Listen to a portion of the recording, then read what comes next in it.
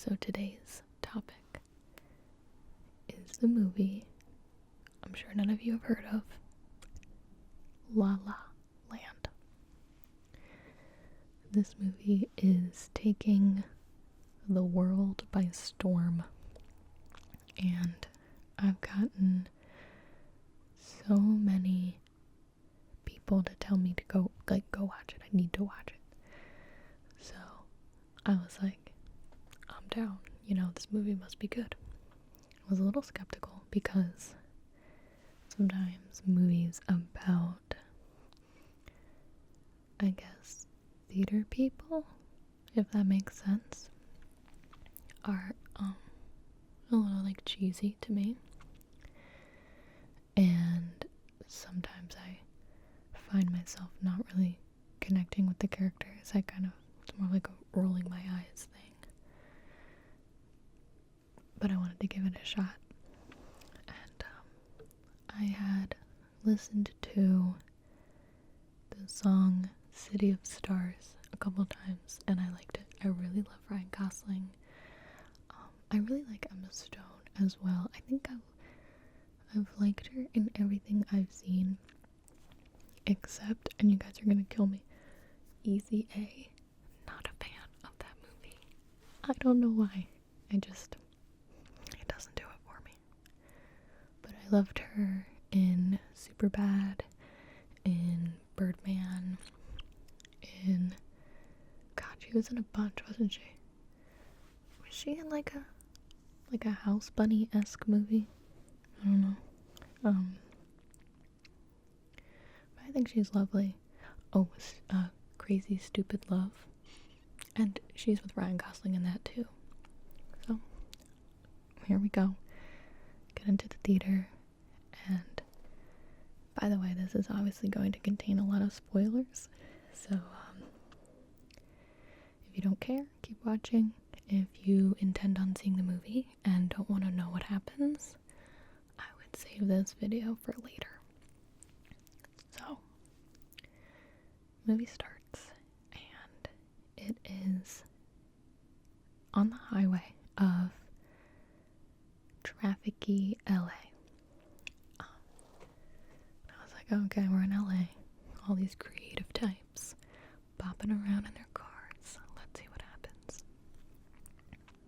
So, a song and dance starts, and I'm like, oh boy, they are wasting no time.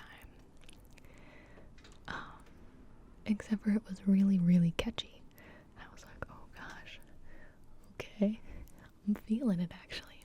And I didn't pay quite close enough attention to know if it was one continuous shot actually, but it felt like one long continuous shot, which is really cool.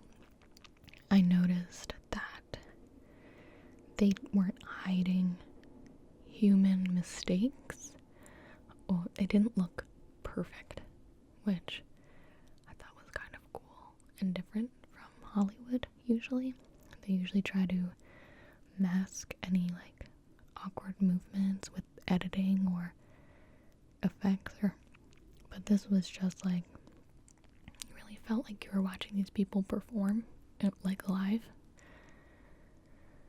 And I think that song's called Another Day of Sun, and it's definitely, it's impossible to have a favorite song, but that one is definitely one of my very favorites. It just gets you going.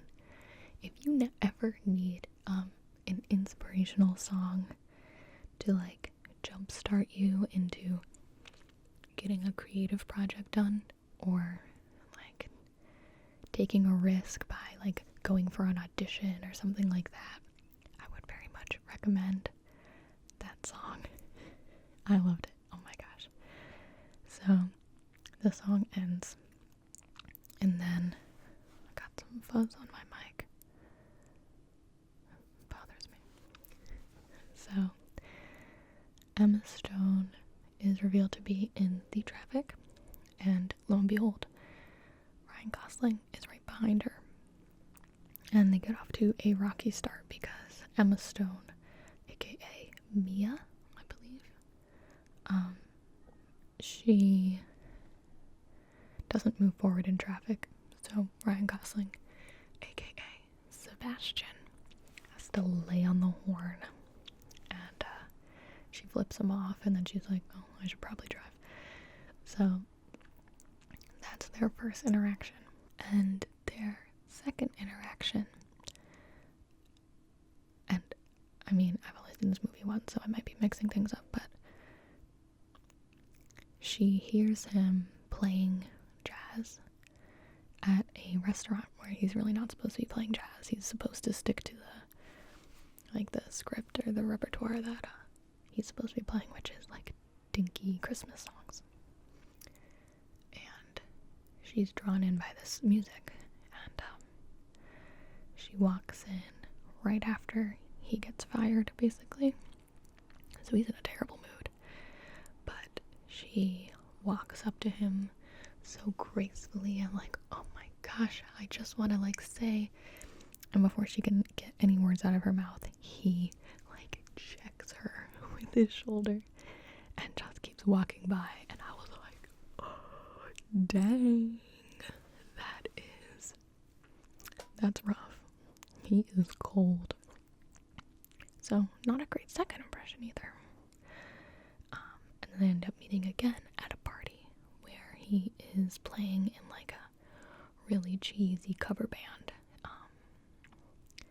And it's quite embarrassing for him because I think he definitely thinks of himself as a true artist, a musician, and like doesn't want to subject himself to that sort of thing.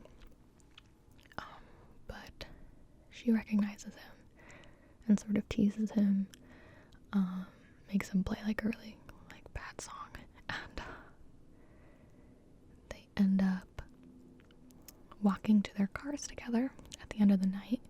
And they're very flirty and like clever and everything you expect in like a Hollywood movie. They know exactly what to say, of course. There's no awkwardness. And then they do their song and dance like tap number. And before this, right before the party scene, the song Someone in the Crowd plays, and that one is also my jam. Oh my gosh. So anyway, then they end up singing and tap dancing together, and I never knew that I needed to see Ryan Gosling tap dance in my life, but I did, and I'm so glad I did. And then it's revealed that he walked her to her car and pretended that his car was far away too, even though it was right across from the house that they were at the party. So I thought that was so sweet. And they end up in a relationship. She actually breaks up with her boyfriend at the time that she just has no chemistry with, and she runs to him, and they see a movie together, and then they're like dating. And I think critics have said a million times that they have amazing on-screen chemistry, and I totally agree. So they're in a relationship, and it's revealed that, Mia, who's working at a coffee shop, she just wants to be a famous actress, and Sebastian really wants to open his own jazz club. And both of them are so supportive of each other's dreams. And then, like in any movie, there's conflict. So Sebastian gets a gig doing, he plays the keyboard for a band, and the lead singer is actually John Legend, so very fun to see him. And Mia, I think, is a little jealous, honestly. She thinks that he's sort of selling out, even though he's totally just doing it to be successful. Like, you can tell that he just wants to be successful for her, and have enough money to, like, support both of their dreams. So I was frustrated with Mia for that, for not backing him. They end up getting in like a fight about it. Gosh, I guess I saw this like a week ago, so I'm not entirely sure what happens immediately after, but I know the song City of Stars is in there, and it's so cute. I love it. I've been like listening to covers all week. But basically what ends up happening is Mia writes her own one-woman show, and the opening night turns out to be a flop, or so she thinks. And unfortunately, Sebastian misses it because he has a photo shoot for this band.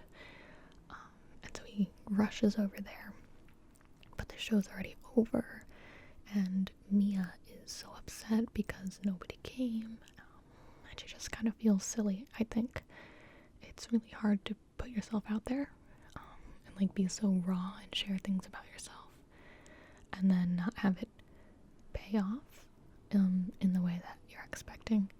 So I totally can relate to that sort of thing in different projects that like I've done in my life and stuff. Don't worry. And she decides to quit acting. She moves back home with her parents. But Sebastian ends up getting a phone call from a casting director, I believe, who was in the audience that night. And she reveals that she loved Mia's performance and wants her to audition for this movie.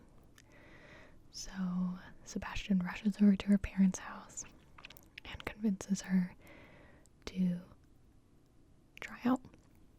And she does, and she sings an amazing song called The Audition. And she lands the role, and she's famous. And at that moment, you know, the relationship is... Okay, sorry, there is some loud noises, so let me remember where I was. So basically, when she gets this role, she has to go to France, for years to film this. And it's sort of this crazy moment where they realize that they're not going to be together anymore because they can't. So years later, it's revealed that Mia has gotten so famous and really achieved her goal and her dream of being, you know, an actress, and like a really good one at that. And she's back in LA. She has a husband that's not Sebastian. She has a toddler, and she's going out for an event in Los Angeles. And they decide to skip it and just pull out of the traffic and go to the jazz club.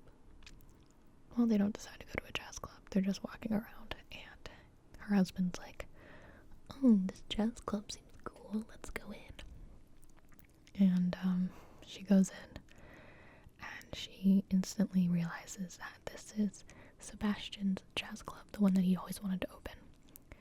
And it's perfect. It's everything he ever wanted and told her he wanted it to be. And so he takes the stage, and he's about to, you know, announce the next song, and he sees her in the audience, and his expression shot an arrow through my heart. Oh my gosh. And okay, from like around this moment on until the end of the movie, I was just shedding tears like it was my job. It was crazy. I'm so thankful that the theater is dark. I was literally just like, oh my god, just crying. The tears would not stop. I'm so happy. So he locks eyes with her, and he starts playing their song on the piano, which is this really sweet, like just like heartbreaking tune.